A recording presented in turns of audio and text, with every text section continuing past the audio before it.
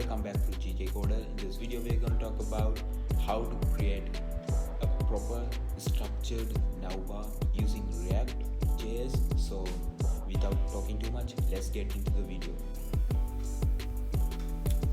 Okay, now we're going to create navbar. I opened the VS Code editor. This is the navbar file. You're going to install all your structured files in this source folder. So you want expand the source folder, then you can see assets and components and routes. The routes for the navigating the pages,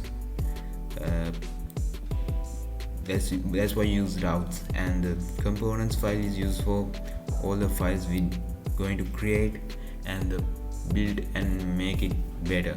So the asset files is used for the store your images and other kind of icons sort of things. We use asset file. So yeah, today we're going to explore the component files. Then let's see how it looks. Let's see. This is the navbar. Already you see that the project we're going to make,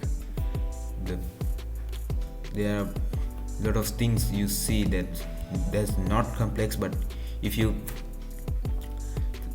I first of all create a navbar without normal people create on all the things on app.js. So if your project more complex, the file become more mess, making more mess. So that's the reason I think you want to create another files in components, and that can navigate your navbar separately, so you can make a clean code for your website. So in the navbar we create the logos and icons in these files, and that's list of items we want to list.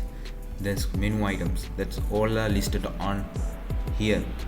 So this kind of space I can remove from the Navbar.js and use it on here. So I export the menu items from menu items to navbar, you see. So I can save the time for that. So after that, when you create a Navbar.jsx, you must create another file, navbar styles or navbar.css under that file. So you see, this is the navbar.js file, this is the css file.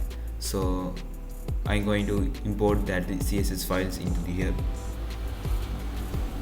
import the file path. So this sidebar is this is my examples. So let's see, in the sidebar.js, and the other file is the sidebar styles.css.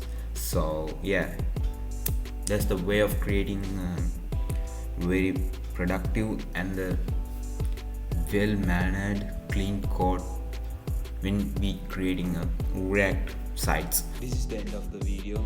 If you want more React related videos, please comment below here and like my video, and don't forget to subscribe my channel. That's help me to reach more 1,000 subscribers, and I can get monetized. So that's the real truth. So please help me to reach 1,000, and I will create more high quality videos. So till then, bye bye.